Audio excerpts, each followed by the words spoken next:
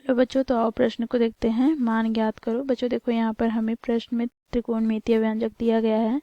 tan square 60 degree plus 4 गुनी cos square 45 degree plus 3 गुनी sec square 30 degree plus 5 गुनी cos square 90 degree बटे में क्या है। तो देखो cosec 30 degree plus sec 60 degree minus cot square 30 degree. ठीक है, तो दिए गए प्रश्न की मुख्य अवधारणा की बात करें तो बच्चों यहाँ पर हम देखेंगे tan 60 डिग्री का मान √3 के बराबर होता है। कॉस 45 डिग्री का मान 1/√2 के बराबर होता है। इसी प्रकार बच्चों देखो, यहाँ पर हम सेक 30 डिग्री की बात करें तो बच्चों ये बराबर होता है 2/√3 के। फिर यहाँ पर हम देखें कॉस 90 डिग्री, तो कॉस 90 डिग्री का मान होता है 0 के बराबर। कॉसेक 30 डिग्री के मान की बात करें तो बच्चों ये 2 के बराबर होता है।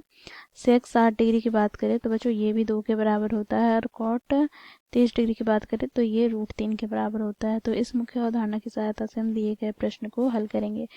बच्चों देखो, प्रश्न में हमें त्रिकोणमितीय व्यंजक दिया गया है, तो बच्चों इसे हम पहले लिख लेते हैं। अब बच्चों यहाँ पर हम मान रखेंगे तो tan स्क्वायर 60 डिग्री है, तो tan 60 डिग्री का मान हम लोगों ने देखा √3, तो √3 का क्या हो जाएगा स्क्वायर प्लस 4 गुनी कॉस स्क्वायर 45 डिग्री, तो कॉस 45 का मान हम लोगों ने देखा है क्या होता है 1/√2, तो 1/√2 का स्क्वायर हो जाएगा प्लस यहाँ पर 3 गुनी सेक 30 डिग्री का मान क्या होता है तो 2/√3 का स्क्वायर हो जाएगा प्लस का यहाँ पर बच्चों देखो 5 गुनी कॉस 90 डिग्री का मान 0, तो 0 का स्क्वायर बटे में बच्चों यहाँ से हमें प्राप्त क्या हो जाएगा।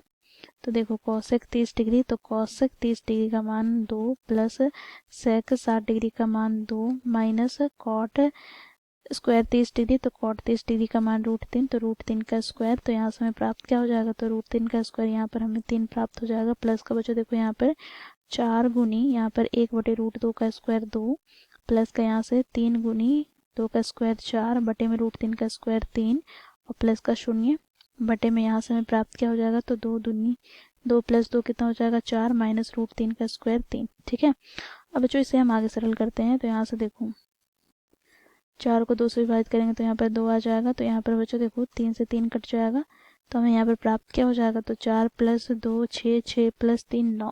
तो बच्चों यहाँ पर देखो 9 बटे में 4 में 3 घटाएंगे तो 1, तो यहाँ से हमें प्राप्त क्या हो गया तो 9। तो ये हो जाएगा बच्चों हमारा दिए गए प्रश्न का उत्तर। तो इस प्रकार बच्चों हम लोगों ने मुख्य अवधारणा की सहायता से दिए गए प्रश्न को हल किया। आशा करती हूँ आप लोगों को यह प्रश्न समझ में आया होगा। धन्यवाद।